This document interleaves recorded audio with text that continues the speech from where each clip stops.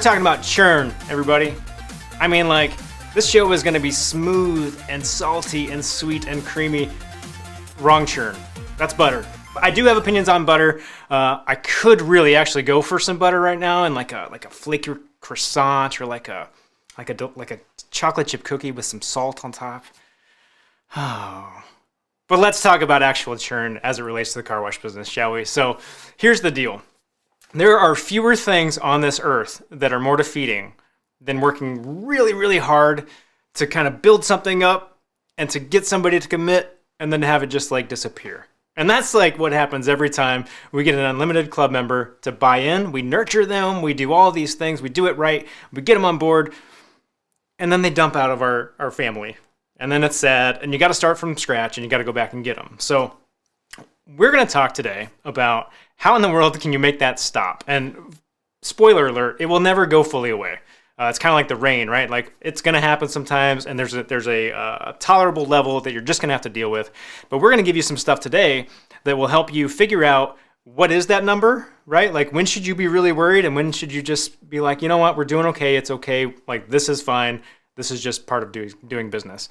We're going to talk with Jason Baumgartner from Suds Creative. We're going to talk with Anne Mauler from Soapy and Nick Lopez from the Bubble Bath Car Wash down in San Antonio. So we're bringing those folks on. Let's bring them on right now. I'm going to bring them in here. Let's get them off of mute so you all can hear them. Here they are, friends. Welcome to the program, guys. Great to be here. Thanks for having us. Can we get a little life? I mean, I get it, but it's a Thursday at 11:30 here. Welcome to the program. It's great to be here. Yeah, that's what I'm talking about. That's what I'm looking for. Look, these things are churn, baby, churn. All right. Well, now that you're all here, we're gonna do something a little bit different today. This is how this is gonna roll, folks at home. Jason is joining us from Suds because they have a tremendous amount of data and knowledge around this topic in terms of trend lines and kind of what actually is happening with churn and when you should be worried. We're going to start this conversation with Jason and I, and we're going to bring Nick and Ann back in here in just a little bit to talk some of the details in terms of what, from an operator perspective, we can be doing and how we do that. So hold tight for just a minute. Ann and Nick, you guys are going to go take a little rest. You guys can listen in on the conversation. But for right now, we are just going to do Jason and Matt. Here we are. Okay, Jason, welcome, my friend. It's great to be here. Thanks for having me. So you've got some knowledge. I mean, you guys have kind of this amazing treasure trove of information that you all have been mining over the years and started to unearth some really interesting things about churn. So I'm just gonna let you kind of kick off a little bit with give us the primer, right? Like talk churn, baby, churn. Churn, baby, churn. Yeah, churn it's a silent killer. So it's a thing you don't think about until all of a sudden it becomes a pretty big issue. And so what we want to talk to you about today is go through, so what are some of the factors that contribute to churn? What's an acceptable level of churn? When do you know you're doing really well? And when do you have cause for concern? Show you some insights that we've seen over hundreds and hundreds of sites across the United States over the last 4 or 5 years. And then just talk a little bit more about seasonality and how seasonality affects churn. So that's kind of what I want to go through today. First thing, the number one factor that contributes to churn is actually wash frequency. So it sounds simple, but the more people wash and use their unlimited plan, the more likely they are to stick around. And it's really particularly important in the first 30 days of unlimited membership. So give you an example, if somebody comes in and we're looking at a group of, let's say 100 sites across the country, 1.7 is a number that we want to look at, and then 3 is a number that we want to look at. So 1.7 frequency of washes in the first 30 days or less, that's the highest group of at risk for churning out. So if they wash in the first 30 days 1.7 times or less, they're 76% likely to not recharge the second month. If they wash more than 3 times, then it's the inverse. In that first month, then they are 76% higher chance of recharging at least once. And if they wash 4 times, in that first 30 days, they're actually 61% higher chance of still being an unlimited member at the end of 6 months. So when you talk about lifetime value, establishing the good wash habits for your customers early on and staying top of mind, more importantly, is super valuable to contribute to lifetime value. And obviously churn's a big piece of that. So wash frequency is one. Hey, Jason, let's just pause on that one real quick. So that goes in the face of what some people might think about, right? Like wash frequency. Right. Okay, it's counterintuitive. They're unlimited. I want them to wash like enough, but I don't want them to kill me when they're, with that pricing. The bottom line here, folks, is wash frequency matters. The more they wash, the better off you're going to be. Okay, that's all I wanted to say on that. Okay, go ahead. Yeah, I think the sweet spot's 2 to 4 times a month, and if you can consistently do that, and then having contact information is extremely valuable. Mm-hmm. So with us and our clients, if we see that the frequency is dropping, we have an at-risk list that we can communicate to, and we can keep, those that our clients top of mind with those customers, so they remember they have a plan. And if they go longer than 30 days without washing, we may remove any contact altogether. So we don't want to remind them that they're not using their plan. But yes, wash frequency, number one, absolutely. Second thing is customer experience. And I don't think this gets touched on enough, but you have to have a really positive customer experience in order to maintain loyalty. And one bad experience at a site can just derail all your efforts to getting those customers on. So if you're having issues with churn, that's one of the things that we'll look at is we'll look at customer experience as one of the main factors. And a lot of that has to do with the training on site, your site managers, turnover, those types of things. So customer experience is huge. And then this doesn't get talked about enough, I don't think, is seasonality. Seasonality, if you're going to run a membership promo, it's important to do it at a time where demand is a little bit higher. So it all comes back to frequency.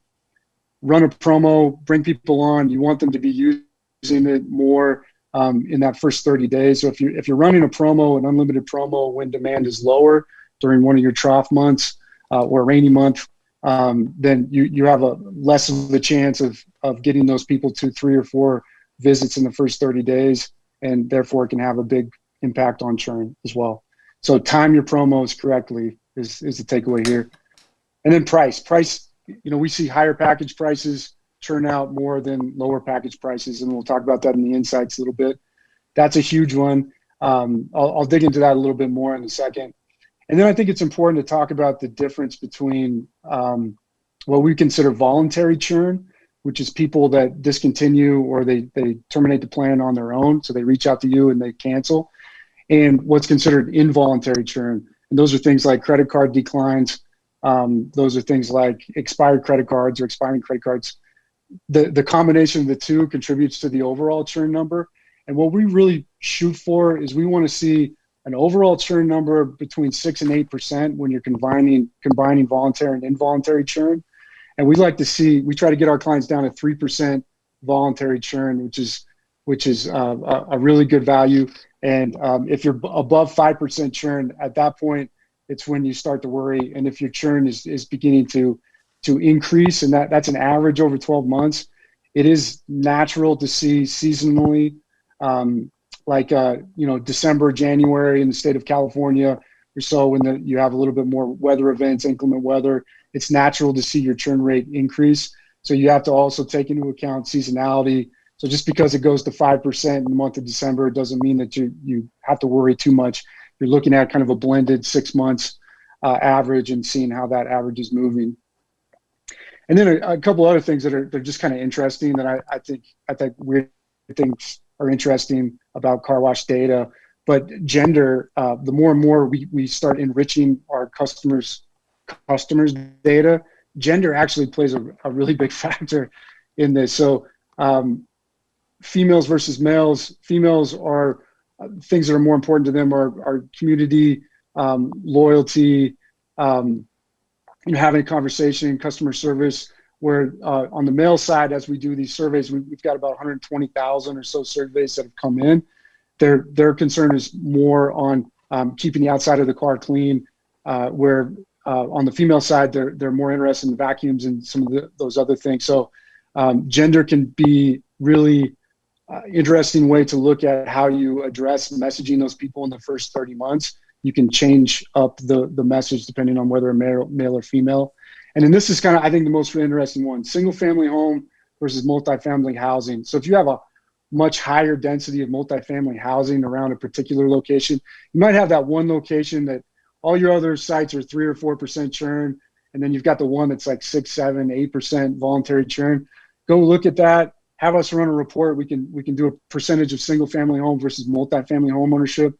It's not that those are less valuable. It's just you should expect higher churn because it's not as stable in terms of typically you're on a lease maybe and the lease is up every 6, 12, 18 months, as opposed to single family homes. They turn over the housing much slower. And so we see that have a really big impact as well.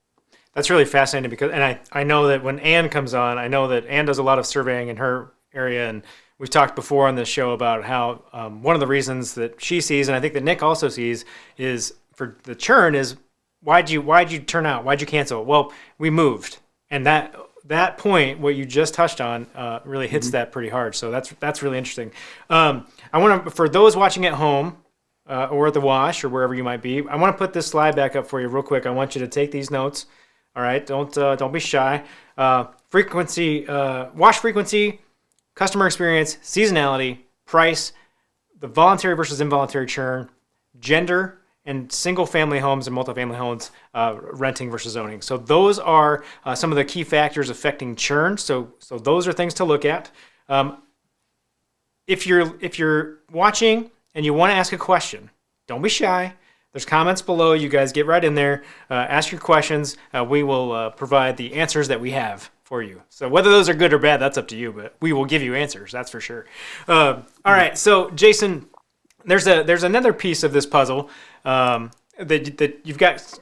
Because you have all of this data, you're able to kind of pick out some really kind of fascinating facts. And you've got a slide here that kind of highlights some of those. Can you just kind of go through those for me?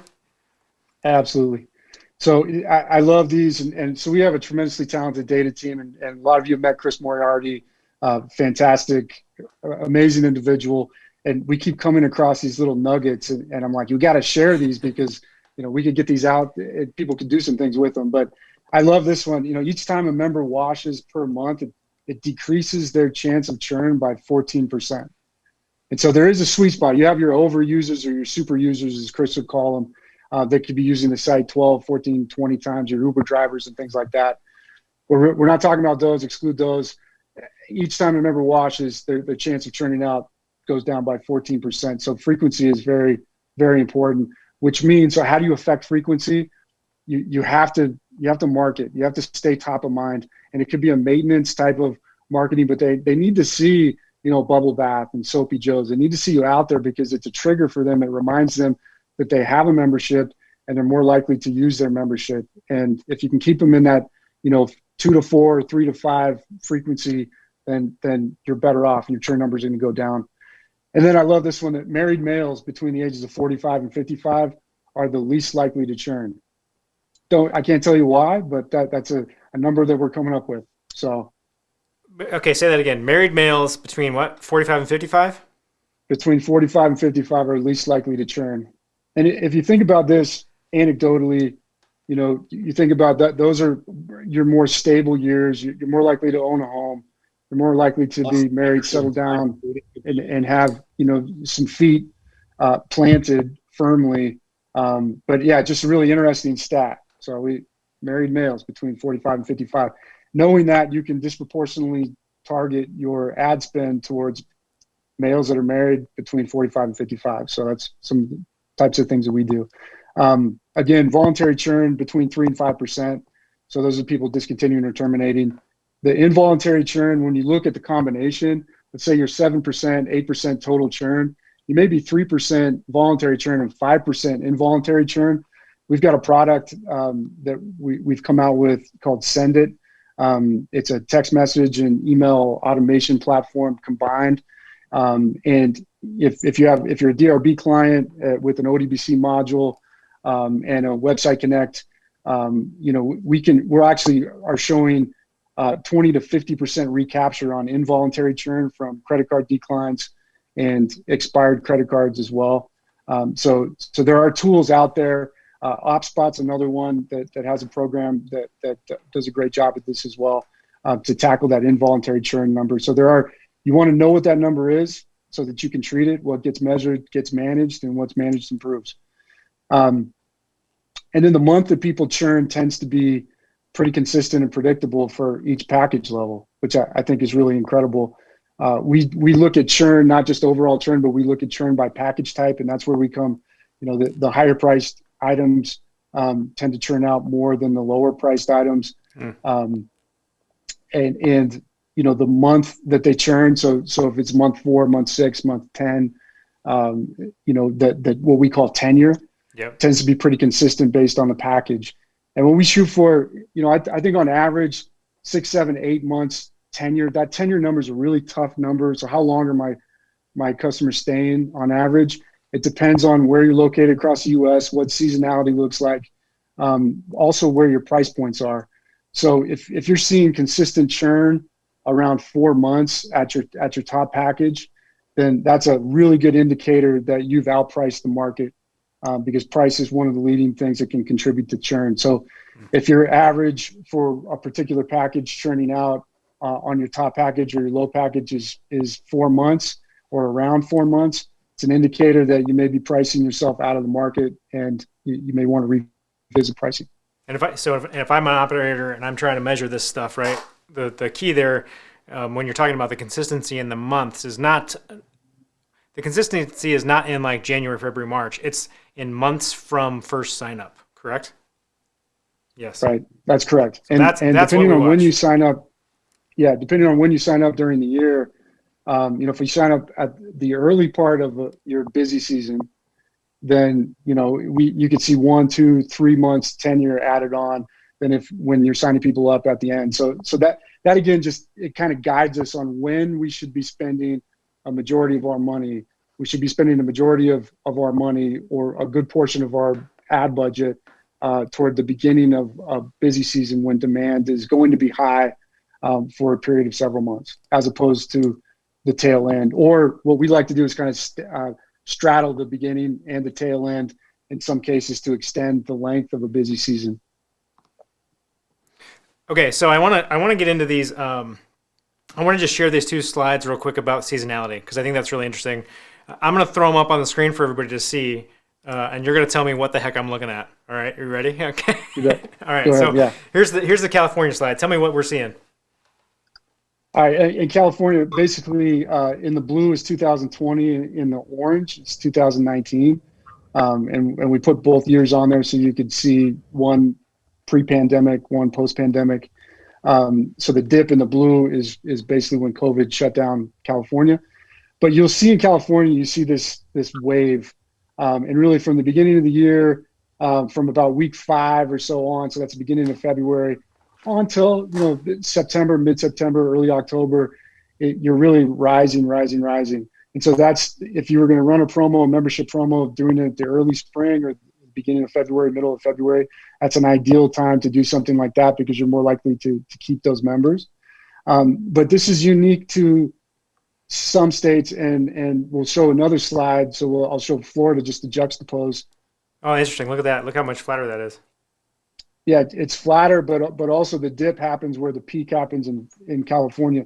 So there is not just one plan in a can. So, even depending on where you are located in the state of California, if it's Southern California, Central or Northern, you can have fluctuations on when your peak times are.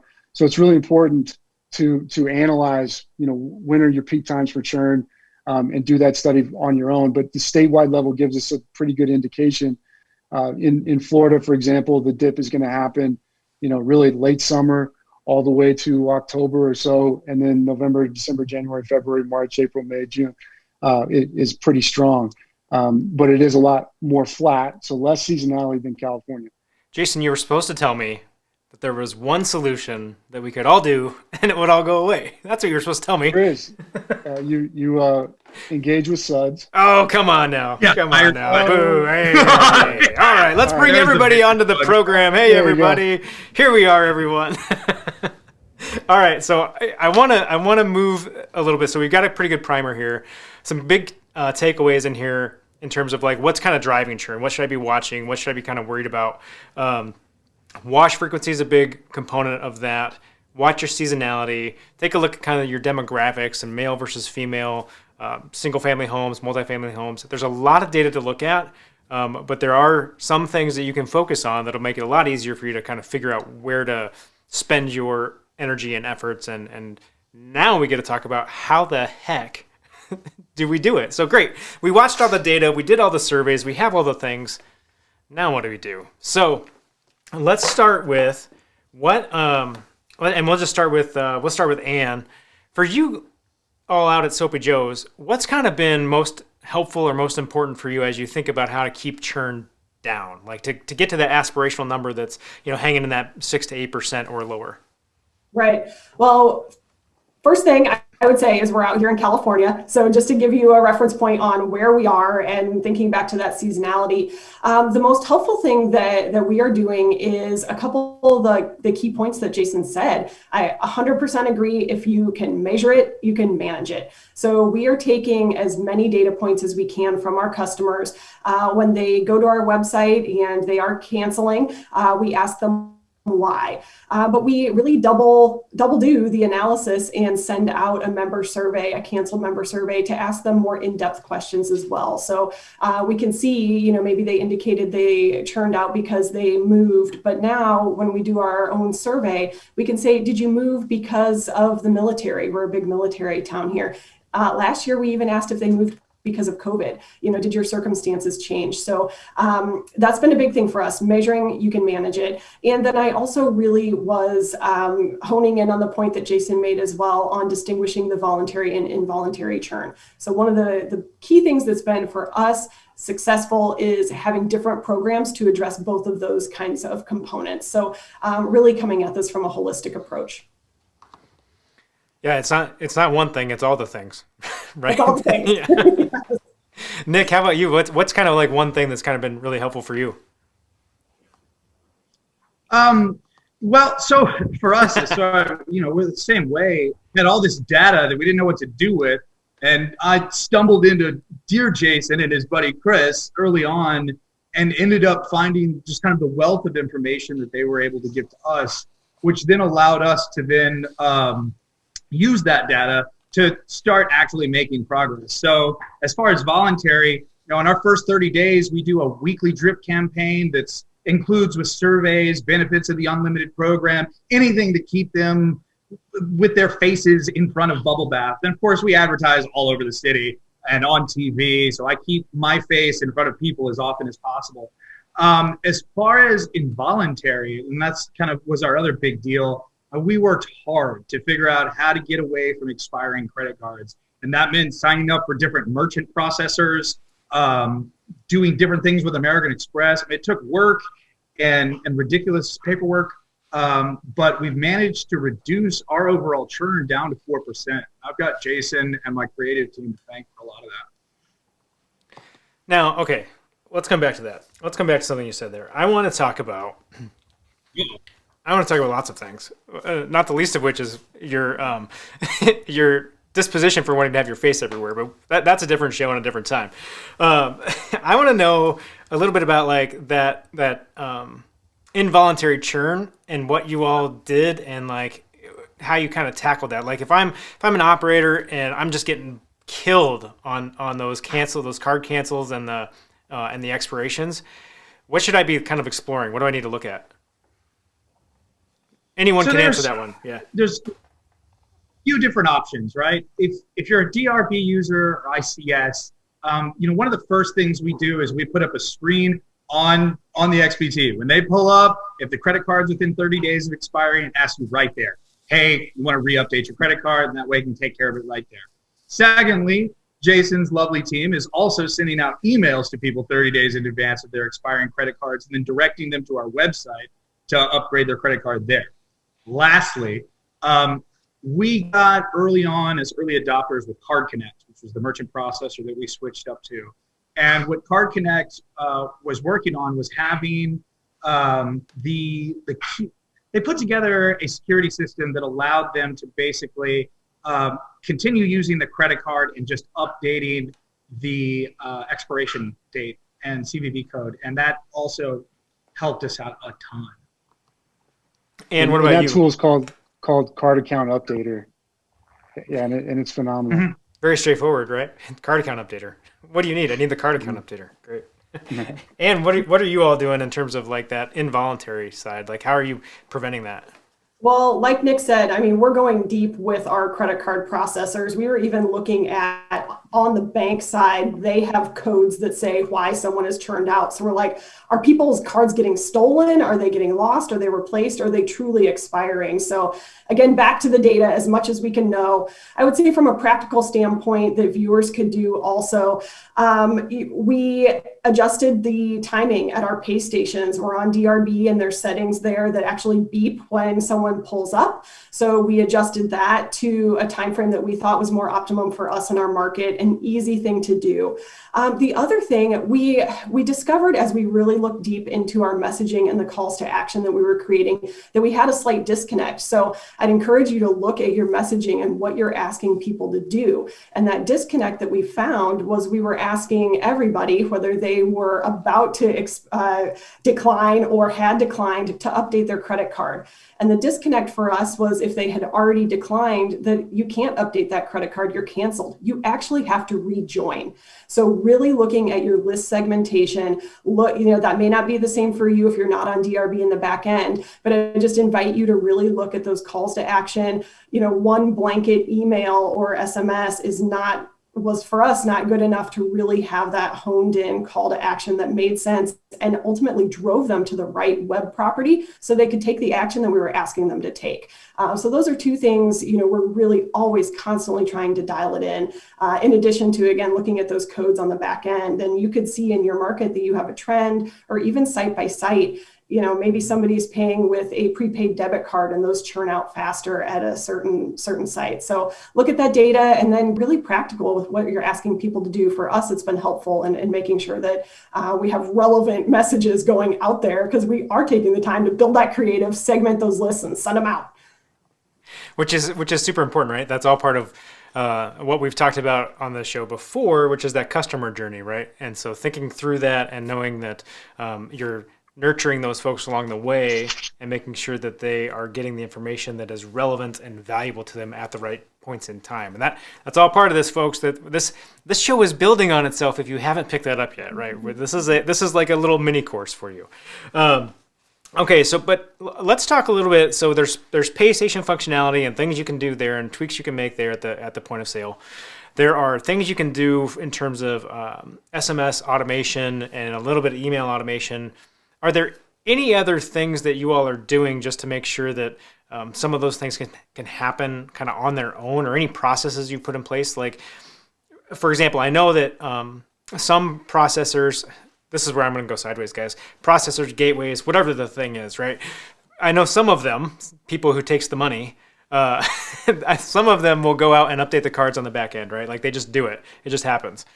Others, it's a different process. That's all fine. But I want to know about outside of those things. What are you guys doing?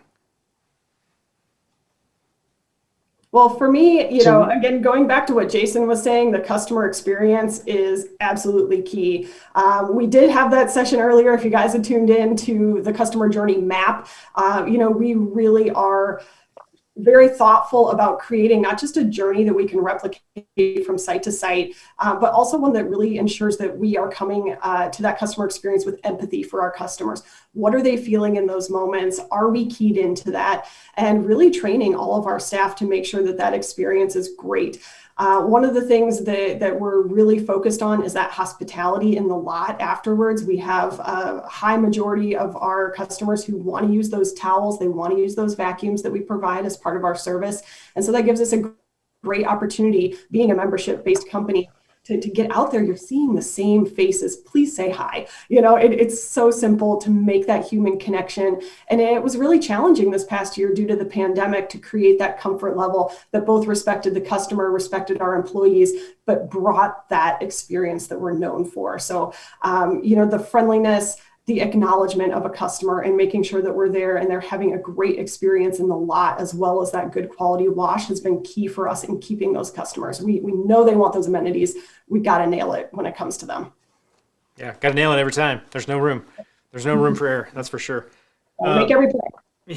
Hey, Nick, do you do anything with your staff? Like, do you have the staff engage in any kind of conversations around churn, or do you kind of leave that out of it, right? Like, do you have anybody calling anybody, or are you, like, do your attendants say, hey, I notice you're due up for your membership renewal? Any of that? Or is it all on the side? Honestly, a lot of it's on the side, to be honest. I mean, we put it into our training. It's in our training modules. And of course, if it comes up on the XPT, they pop up. But because DRB kind of hides that information and you have to go find it unless it's populating on its own, it's difficult for them to even know it's happening. So they are trained to help them through the updating process if the XPT encourages it, or rather automatically populates it. But other than that, not really. I mean, we go back to, as far as voluntary churn goes, yeah, we absolutely working to put out the best product, training our people as well as possible. And then, we give out a better towel to our members that's free to them. It's much nicer and much thicker than the one that we do for our regular single washes. And then, of course, like, our guys are we've got a 5-foot smile rule and a 10-foot smile rule and a 5-foot talk rule. So if you're within 5 feet of a customer, you've got to say hi to them. And you've got me coming asking you why you don't like talking to people, which makes everybody uncomfortable. It's fun. Yeah, man, creating an experience for our customers and making sure that they know that we as a business support the entire community, extremely important for keeping our membership around. I'll also throw out just one thing that Jason did for me. It was like my hero moment. Early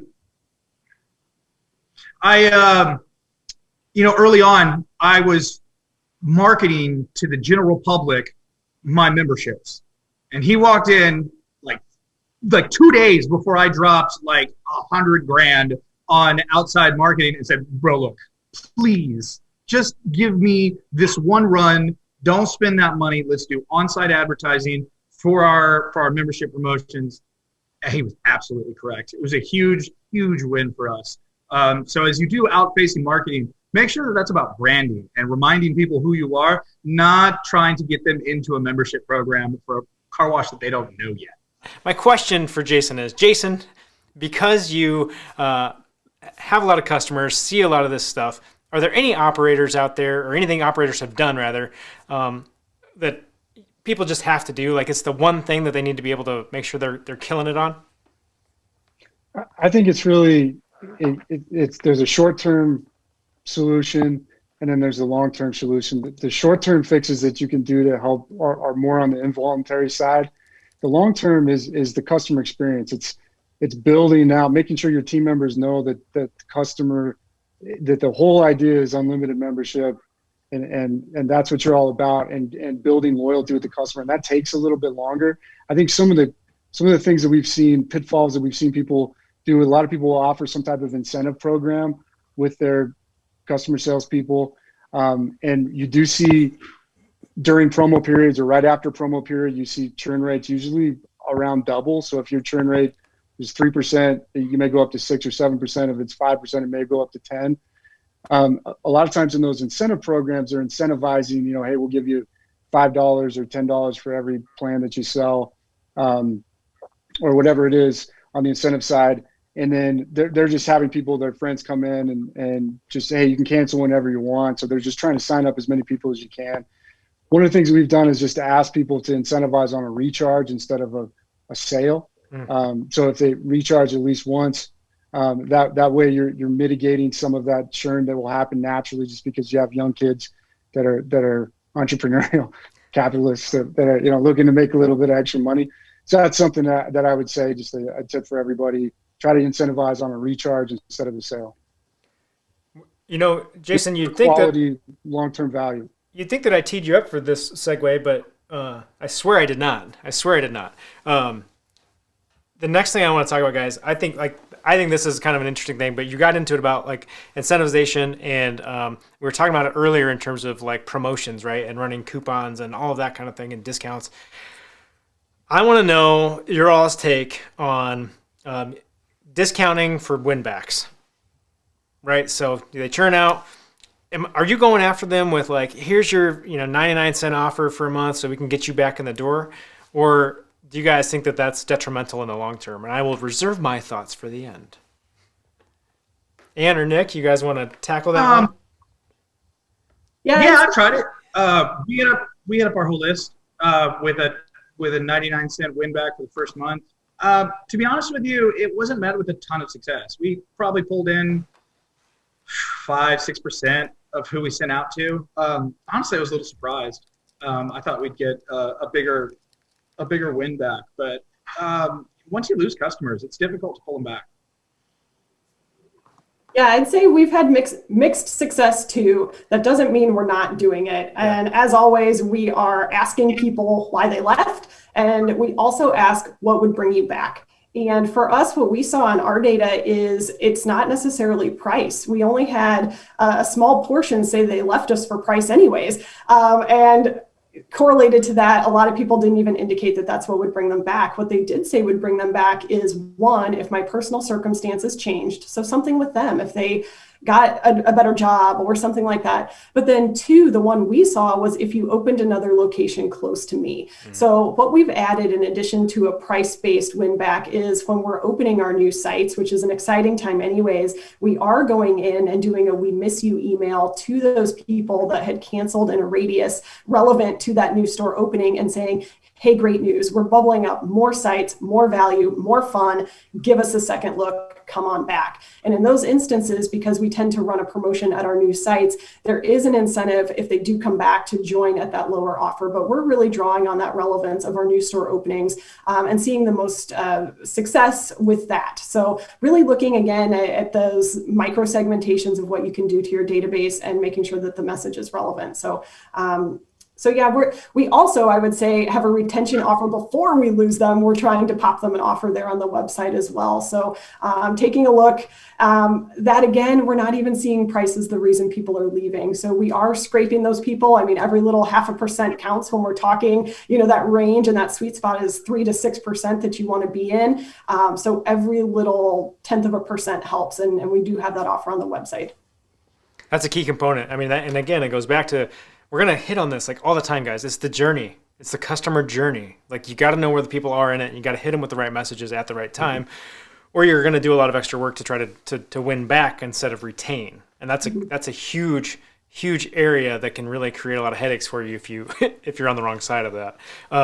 My friends, am very anti-discounting.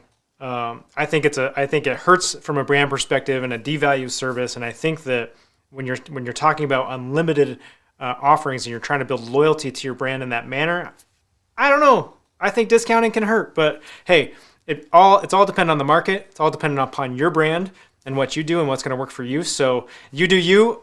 I'm going to do me.